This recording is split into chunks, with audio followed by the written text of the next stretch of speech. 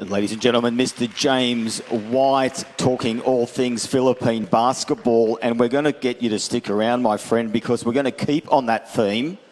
We're going to set up the panel. We're going to look at Philippines basketball grassroots to pro. So we'll get the panel set up. I don't know if yourself or Victor look better for a 50-year-old, but you're both looking pretty good. Must be something in the water. The next panel, my friends, let's welcome them up. The Associate Vice President and Managing Director, NBA Philippines, Carlo Singson. We have the Head of International Business Strategy at Sina Sports and no stranger to SPIA, Mr. Sam Lee. We've got, of course, Mr. James White, who just gave that wonderful presentation, very comprehensive. We have the General Manager of the City Club, Alphaland, and ex-professional player, Mr. Nicholas Belasco. And asking the tough questions, we have the mobile journalist for Stand for Truth, Mr. Joseph Ardo Miravalles. Please make them feel welcome. Did I get everyone? Hello, sir. Good to see you. Good to see you, brother. Thank you. Thank you.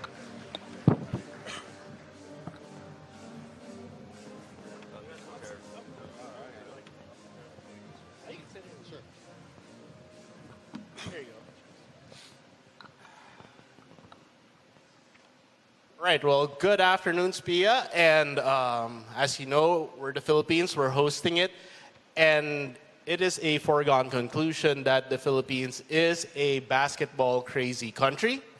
So I think we're going to have an excellent panel today, given our very knowledgeable and experienced speakers.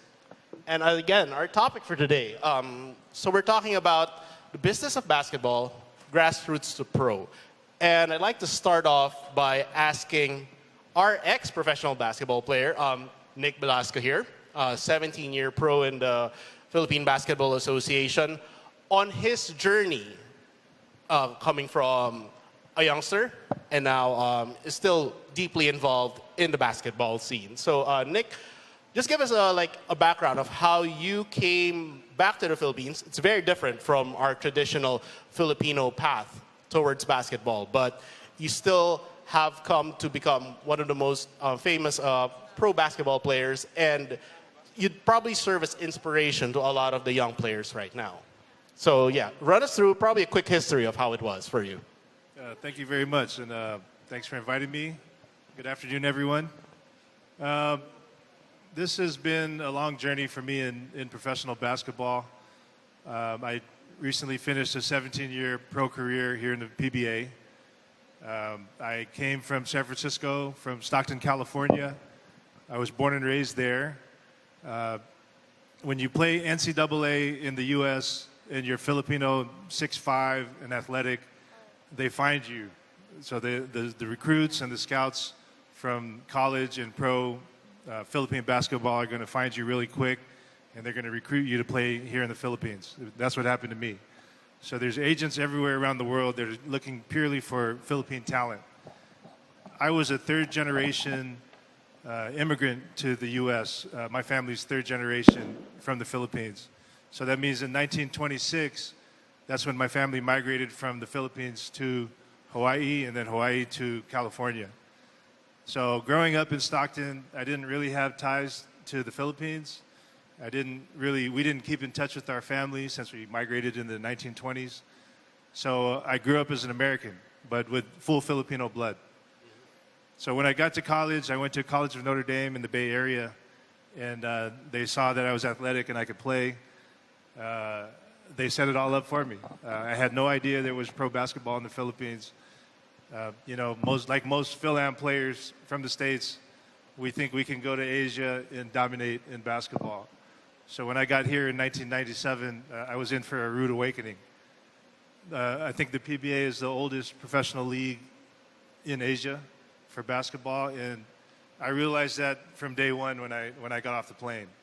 I went to my first practice with my pro team, and there was a 6'9" guy named Bonel Balingit, 6'9", about 300 pounds, and he's the first player that I saw when I stepped into the practice facility.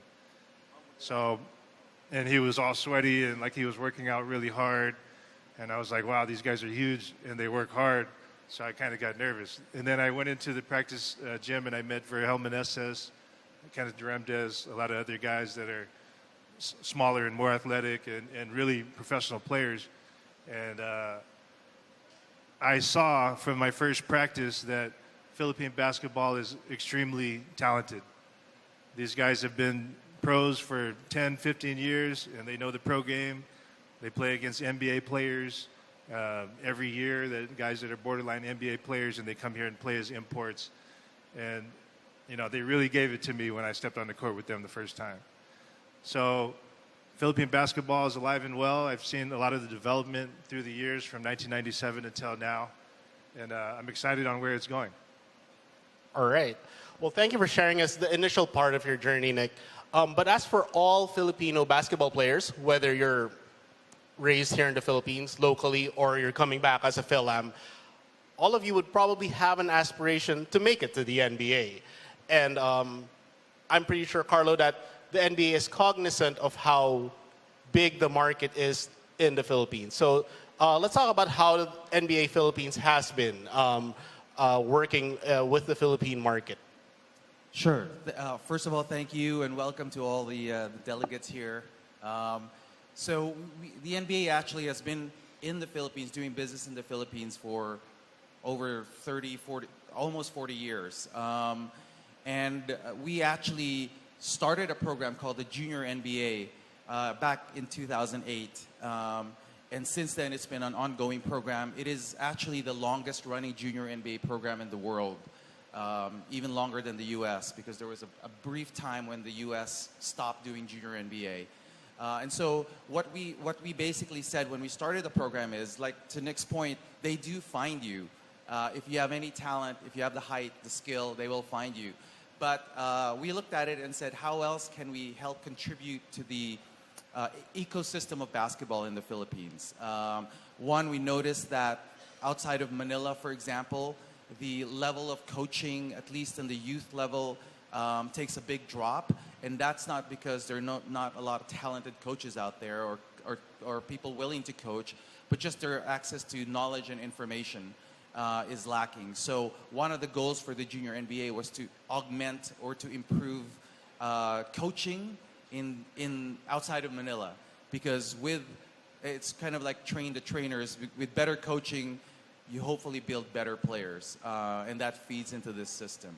So the Junior NBA program is something that we have been continuing since 2008. Like I said, we've had about 50,000 kids in the Philippines go through that program.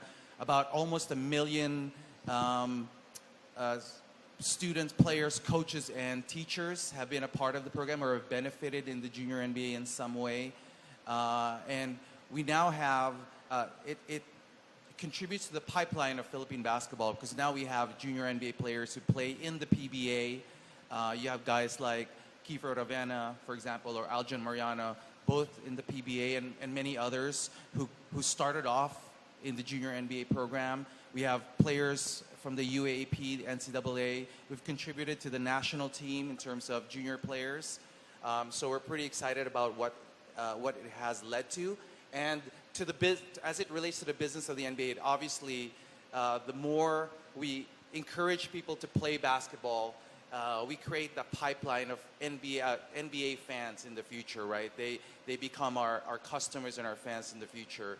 And so from the Philippines, we've now carried Junior NBA over to Southeast Asia, where we run it in 5 other markets across Southeast Asia, and trying to build our fan base in those markets as well. All right. Well, thanks, Carlo, for telling us how the Junior NBA helps an aspiring Philippine basketball player in his, I guess, grassroots to pro approach. Also, one of the dreams of any aspiring Filipino basketball player is to represent his country. So I guess now I'm throwing the question to you, James, especially with the World Cup coming here in 2023. Does FIBA have any plans of like how they will be guiding, let's say, young players aspire to become pros? What role is FIBA taking in this? Well, that's a great question, and I think supporting the local development of basketball in every market is key. So all the infrastructure from the barangay all the way up to the PBA here in the Philippines and in every country around the world is important for FIBA to support. I think it's also important for us to emphasize that you don't necessarily, the NBA or the World Cup is not necessarily the litmus test for success. I think we see here the PBA. PBA teams have never won a global championship, but we see the gyms are sold out every night. So I think it shows that putting a good product, a good quality product out on the court is really what we want to support.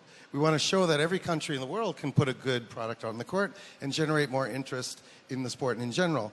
Now, through our World Cup qualifying process, we've started to have home and away games, and I think we're bringing those home games here to for the Gilas team locally to expose the young kids to that national team, that infrastructure, and put them on a pathway towards the World Cup.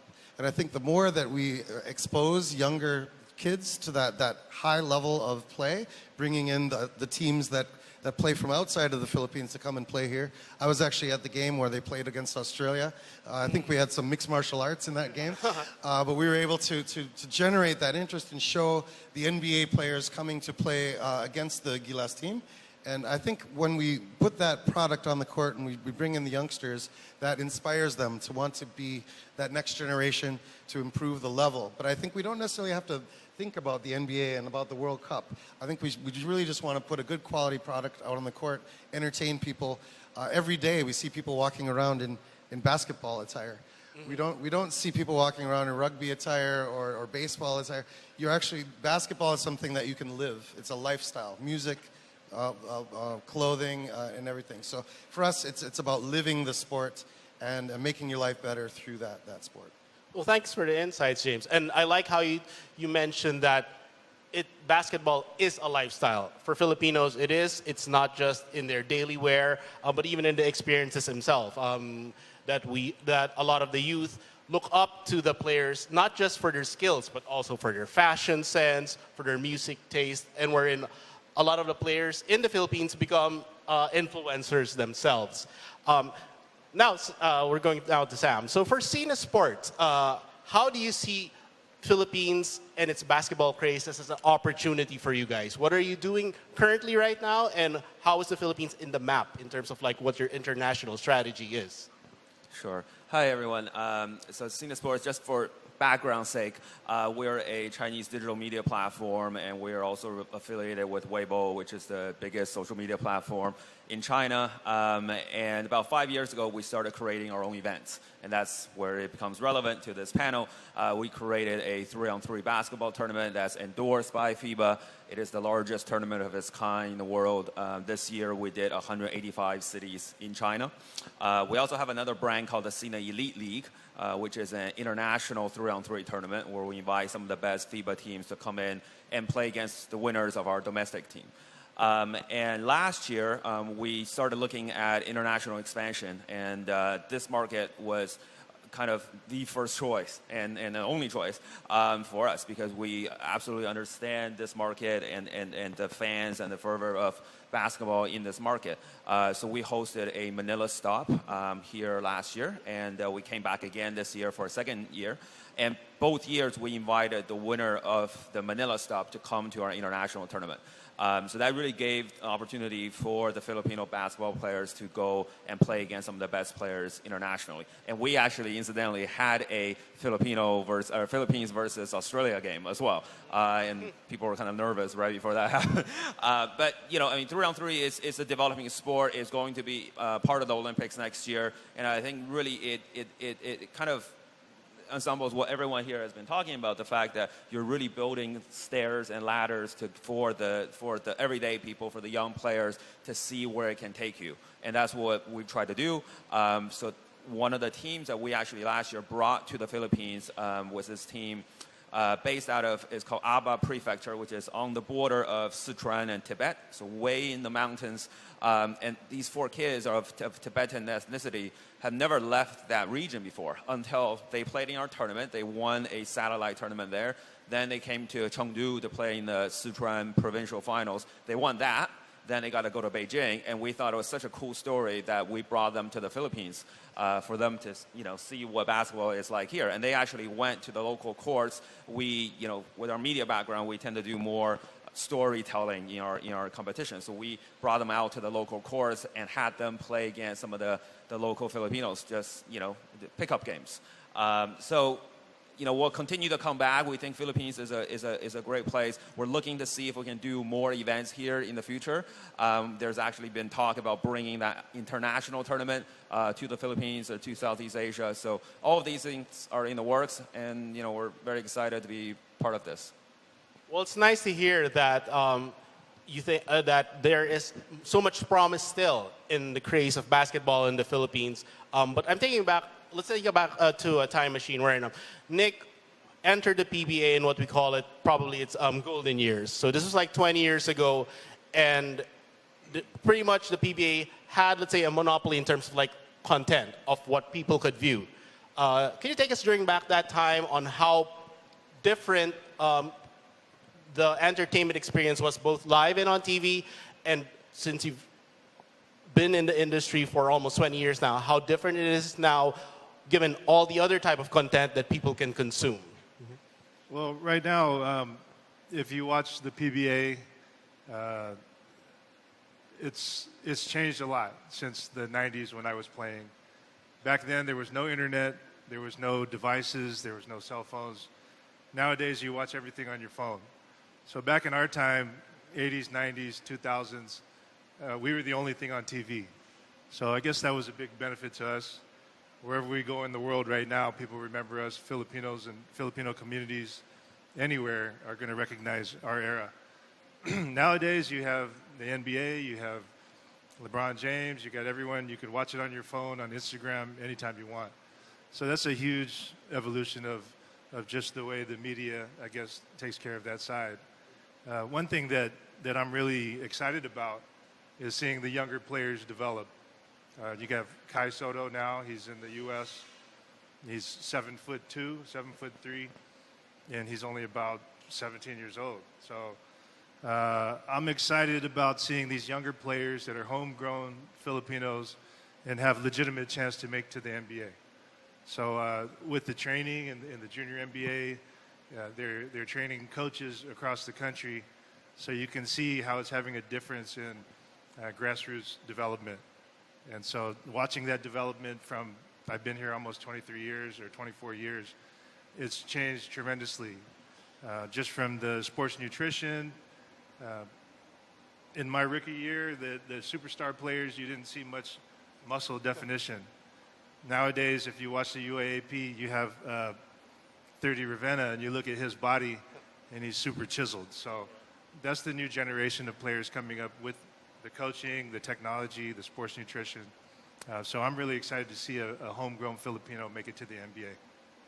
That's great. So at least we can see that even if you had played in the golden age, that there could be a continuing golden age of basketball still in the Philippines, which is promising for the rest of the panel as well. As we'd like to ask you, like you can, anyone can answer this, or we can do we can do it in succession. As to, okay, what are we seeing now as the future of Philippine basketball in terms of like entertainment experiences and how it's going to impact both players who are fans of the product, given that there's so much content, and players who want to develop and be part of the global basketball scene. So maybe Carlo can start with that first.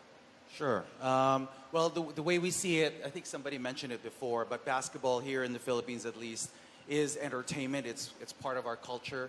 People eat, breathe, and sleep basketball here. And so for us, it's a really exciting market to experiment and to try new things. And we've tried things that work, things that didn't work. We had a cafe once not so long ago that we've since shut down. But hey, it's really part of the evolution of trying to figure out what your fans want, giving them what they want. And for us, it's about continuing to engage them in innovative and creative ways. For the first time this year, for example, our games are now available for free on Facebook and on Twitter. We've never done that anywhere in the world before, but the Philippines seemed like an interesting market to try that bit of an experiment, and it's done quite well for us. So we're continuously looking at ways to evolve along with our fans, how they consume our product, how they follow us, how they engage with our players and with our teams, and we try to be, we super serve them where they are. So the Philippines is really an exciting market for us to really experiment and to innovate in. All right, thanks, Carlo. How for you, James? What do you think about given so much content, but it's still, the Philippines is still in that phase where it's not the end of the golden days. You know, there are even rosier days to come. So would there be something that the FIBA looks at in terms of maintaining the legacy of fans? And of course, is there a different approach for the new generation of fans that are coming up? Well, I think we were talking about 3-on-3 as a platform, and FIBA now, having successfully lobbied for 3-on-3 to be an Olympic medal sport, I think that allows an additional entry level into the sport. So for young kids, for Asia as a region, it's much easier to be a world-class team on the 3-on-3 level than it is to be on a 5-on-5 level. So for us to establish that legacy and to expand the ways that we play basketball, to try and get into everyone's living room or to get everyone out of the living room and to go and play. And I think that 3-on-3, working in China, working here in the Philippines and across the world, is another way to enjoy the game. When you're younger, when you're older, with fewer people, it's just a lot easier to find a smaller space to go and play. So to really just allow people to go and enjoy the sport however they want to, I think that's one of the focuses that FIBA has around the world. All right. And then from Sam's point of view, the Philippines, just like China, you know, very popular hotbeds for basketball. Are we seeing that there's similarities in the new generation of fans and players, that something that you can adapt your international strategy and, you know, your views on growing this market even further?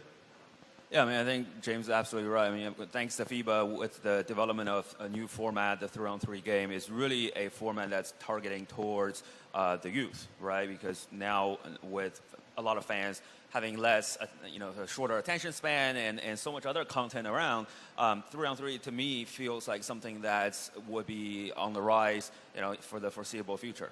An analogy a lot of times I draw is that now when you watch an NBA game, it's 2.5 hours. It's more like a movie, right? You have one plot, you have one set of characters, and you're there for 2 hours, 2.5 hours. Whereas for 3-on-3, the games are 10 minutes long, or you play the 21 points. We had a game that ended in 3.5 minutes, our international game last year with Doosan, who you guys know. And so it's more like a TV show almost, right? So every episode is different. Every time every 10 minutes you have a different plot, different group of characters. So someone can sit there and consume this content on their phone or through social media very, very easily. So that's something that we're really trying to target. So when we bring our tournament here, and we know, having surveyed this market, that there are quite a few different basketball tournaments, both 5-on-5 and 3-on-3. And I think there's a few things that really make us stand apart, and those are the ones that we're really trying to accentuate. And one of them is the fact that, the winners will get to go to China and participate in another tournament.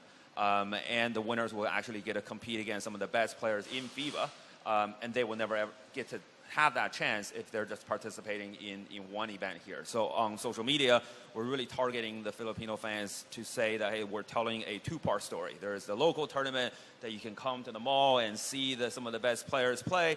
And then a couple of months later, you get to see this tournament happening internationally, and we're actually live on Solar Basketball TV for that event. So you can see some of the best international tournaments, but there was a team that played in the local tournament just a few months ago. So kind of building those stories to us seems like the right thing to do. All right. Well, to sum up this panel, we can see that basketball in the Philippines is not just a craze. It's a real source of family and fulfilling entertainment, but also at the same time, it's a lifestyle for most Filipinos. And, it's something that all businesses can definitely latch on. And with the upcoming 2023 FIBA World Cup here, again, the golden days are not over. In fact, they're just going to get rosier and rosier. And with that, we'd like to thank our panel, Nick, Carlo, Sam, and James, for their insights on Philippine basketball. Hope all of you learned a little bit more about the Filipinos' love for the sport. Again, I'm Ardo Miravalles, and thank you for your time today.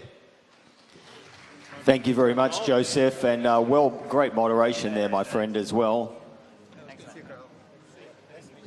I thought Nicholas was the world's tallest Filipino, but he's telling me there's a 7'2" gentleman out there. Is that correct?